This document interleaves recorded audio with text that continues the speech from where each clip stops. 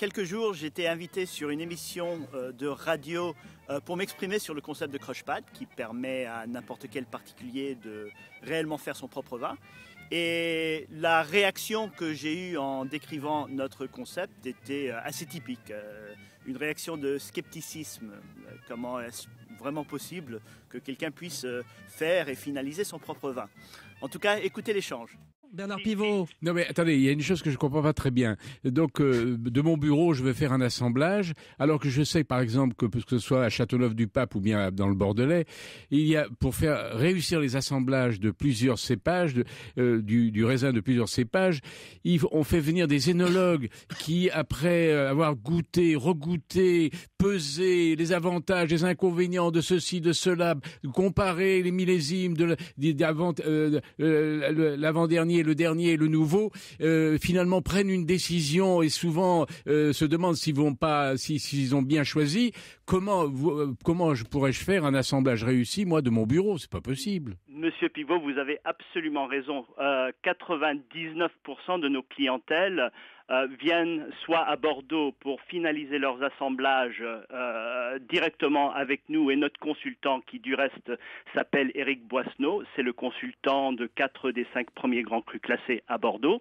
Et si le client ou les clients ne sont pas disponibles pour finaliser leur vin ici, on leur envoie un kit avec tous les éléments de l'assemblage et les autres alternatives issues d'autres parcelles pour qu'il puisse le travailler lui-même. Mais bien sûr, c'est mieux qu'ils viennent sur place. Bon. Et si on envoie des échantillons, on fait aussi des recommandations qu'ils peuvent déguster pour faire leur propre choix. Stéphane Bolger, oui.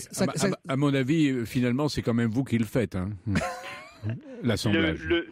On est guidé à 100% par le client, mais il est vrai que le client, souvent, est un amateur qui connaît peu et qui est là pour une éducation. Ça coûte combien? Eh bien, 2 jours après cet entretien, j'ai reçu un client venu de New York pour finaliser son assemblage 2010.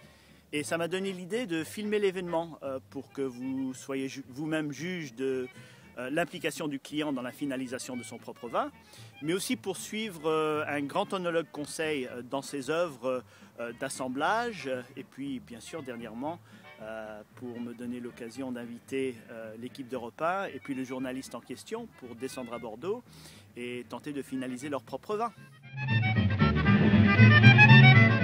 Tom Roger, I'm a crushpad client from New York, and I'm here to do my final blend for my 2010 Right Bank Bordeaux. Donc nous voici avec Éric Boissneau, œnologue conseil, et Thomas Roger, et ils vont commencer à travailler le 2010 de Thomas. Et donc là, on a tous les éléments d'assemblage sur lesquels on va travailler, y compris les éléments de base que Thomas a choisis. L'assemblage, la finalisation d'un assemblage, pour toi, c'est un grand parti de ton métier. Ah oui, ça va prendre beaucoup de temps, et c'est la partie la plus intéressante aussi. Et ça consiste à quoi, typiquement? Quel est le processus pour toi avec les grands châteaux? Tu viens de me dire que tu as fini d'assembler le 2011 de Château-Latour ce matin. On a fini ce matin, ça s'est joué à une barrique. Il fallait qu'on voit si on mettait une barrique ou pas, il y avait une presse à mettre. Tout est juste. Et choisir lesquels et comment, ça a pris quand même 1 heure. Donc là, dans les châteaux, on a tous les échantillons de chaque cuve, de Merlot, de Cabernet Franc, Sauvignon et Petit Verre d'eau. Et donc ça représente, selon la taille de la propriété, ça peut être 50, 60 échantillons, des fois plus. Donc ce que je vois ici sur cette table peut représenter ce que tu verrais toi quand largement, oui. Et ensuite on goûte tout et puis on décide de ce qui va faire une base, la base. Et ensuite on va essayer d'ajouter encore des éléments dont on est moins sûr pour agrémenter cette base et en regardant toujours la complexité, l'élégance. Et ensuite on ajoutera les presses.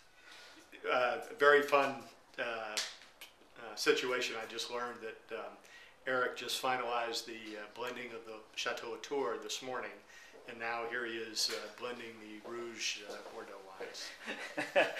Wonderful. One great wine after another. Yeah, yes, absolutely. I'm hoping that Eric can taste my 2010, the current blend, and which you'd already adjusted with him a little bit. He adjusted, yes, the Merlot, added some Grand Planté, to the mix. What were you looking for when you moved in that direction?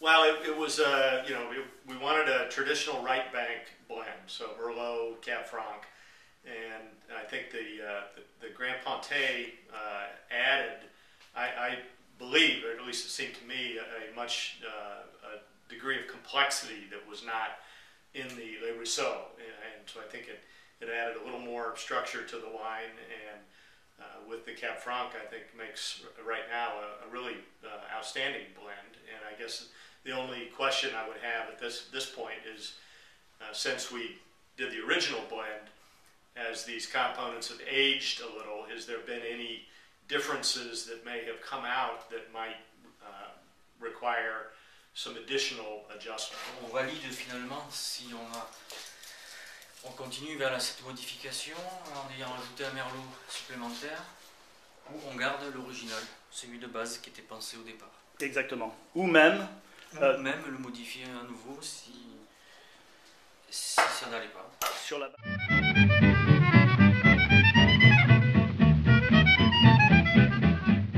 First sip. First sip.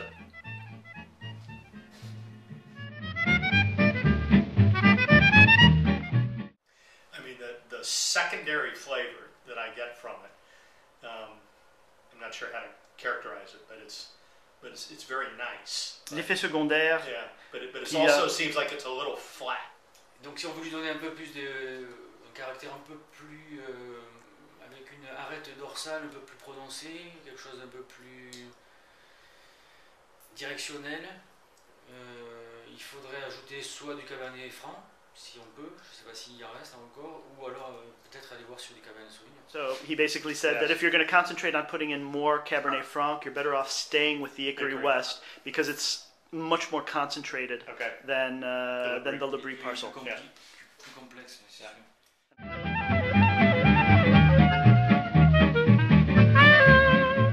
Oui, voilà. Mais le tanin, c'est un support d'arôme. Donc c'est aussi c'est ça qui va amener le vin un peu plus loin.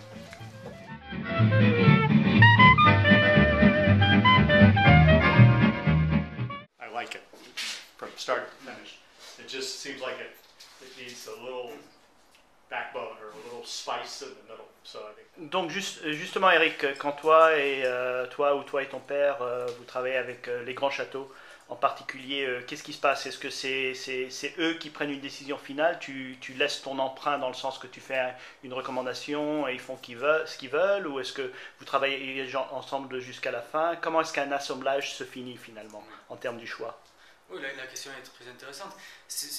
L'assemblage se finit quand on est d'accord, qu'on est tous d'accord, c'est-à-dire l'équipe du château qui a travaillé sur l'assemblage aussi de son côté, et nous qui venons aussi le réaliser, on doit partir tous satisfaits du résultat. Sinon, c'est pas un vrai échange. Donc en fait, ce qui se passe, on a plusieurs réunions de travail, et au cours de ces réunions, on décide de ce qu'on va faire pour la prochaine fois, parce qu'on laisse des hypothèses, et puis ces hypothèses sont ensuite confrontées avec le travail aussi qui a pu être fait entre les deux rendez-vous par l'équipe en place, et de manière à trouver la clé pour le meilleur résultat possible. Et le travail entre deux rendez-vous consiste à quoi principalement? Alors, entre deux rendez-vous, alors ça, des fois les gens le font, des fois les gens ne le font pas. C'est-à-dire que des fois, les gens préfèrent attendre que l'on soit là pour continuer le travail. Des fois, il y en a qui sont curieux parce que c'est vrai que c'est prenant ce travail. C'est-à-dire que si on doit se voir 10 jours après, attendre 10 jours, souvent les gens se disent bon, alors ils essayent, ils continuent ce qu'on a fait, et ils aiment bien avoir un pas d'avance, si tu veux, par rapport à la visite. Et puis d'autres préfèrent attendre parce que bon, ils se disent que des fois il faut mieux laisser passer le temps, de manière à aussi que le vin évolue encore un petit peu, qu'on fasse un genre de break, même émotionnel entre les deux visites, et donc reprenne quand on est là. Voilà.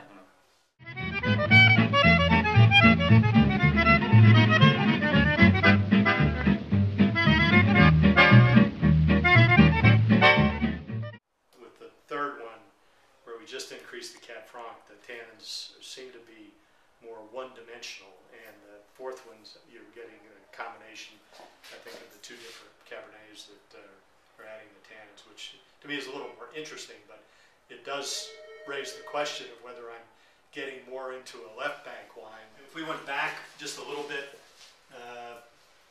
with the Merlot up 5% and the Cabernet Sauvignon down 5%, is that going to maybe balance that out a little better than what it is right now? I would.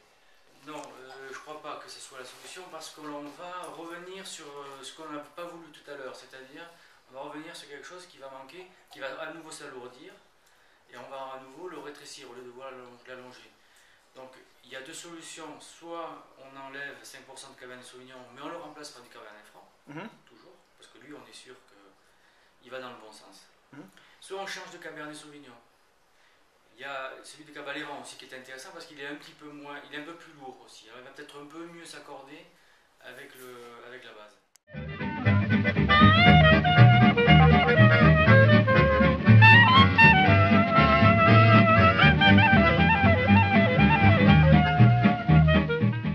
Tu m'avais dit que Bernard Pivot avait fait un entretien avec ton père. Non, c'était avec Émile Pénaud. Ah, d'accord. Mais je m'en souviens bien, puisque M. Pénaud venait souvent à la maison et il en avait parlé avant d'y aller d'ailleurs. Avec nervosité ou Il avait hésité à y aller. Ouais. Pourquoi? Je ne sais pas. C'était quelqu'un d'assez discret quand même, M. Pénaud. Ouais. M. Pénaud, pour ceux qui ne le savent pas, étant un des maîtres côté, je dirais, professorial, éducation sur les vignes de Bordeaux. Ça a été le premier grand œnologue de terrain, homme de science, chercheur, vulgarisateur, grand dégustateur. Tu as travaillé avec lui? Tu as étudié sous lui? Mon père, beaucoup. Ouais. Moi, je l'ai vu à la maison souvent et j'étais jeune. Parce qu'il a... Three to me still is very much a Merlot Cab Franc wine, and with the addition of the Cabernet Sauvignon, to me it picks up a little degree of sharpness in the flavor, and I'm not sure I like that much. So c'est pas tout à fait en accord avec ce qu'il a voulu faire au départ, hein, ce que je disais tout à l'heure. La version 6 avec le Cabernet Sauvignon de Haut-Médoc, qui est un peu plus rond, se rapproche davantage de la version 3. Voilà. Mais on lui donne un caractère un peu plus austère. Alors peut-être que c'est un peu trop par rapport à ce qu'il cherche. Ça, il faut qu'on en parle avec lui. Il y a une perte un tout petit peu de fruits, peut-être sur le... Oui, un tout petit peu. Ouais. Pas tant que ça.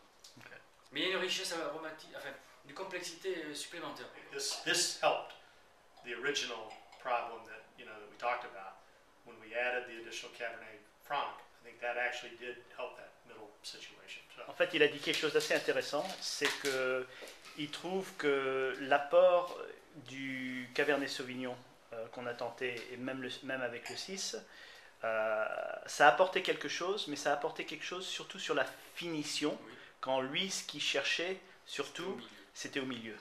Donc il n'y a que le Cabernet Franc, il faut rester avec le Cabernet Franc. Je crois qu'il est content avec le 3. Moi aussi, c'est celui que j'aime beaucoup aussi. Donc, on a progressé significativement par rapport à l'original. Alors pour le bénéfice de M. Pivot, est-ce que c'est Thomas qui a fini son vin ou est-ce que c'est toi qui l'as fini? Moi je pense qu'on a travaillé en collaboration.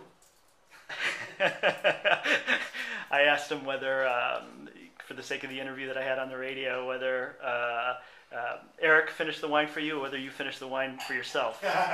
And he said, we work in collaboration. Yes. So Thomas, what's it like to finish your wine with a gentleman like Eric? Oh, that was really worthwhile. Very, very interesting to be able to kind of express what you want from the wine and then have him be able to kind of lead you through how to blend the various components to get what you want. I mean, it really, I would say it's exactly what happened. We tried some different things, and through that process, it kind of helps me sort out what I really like about the wine, and how to emphasize those characteristics.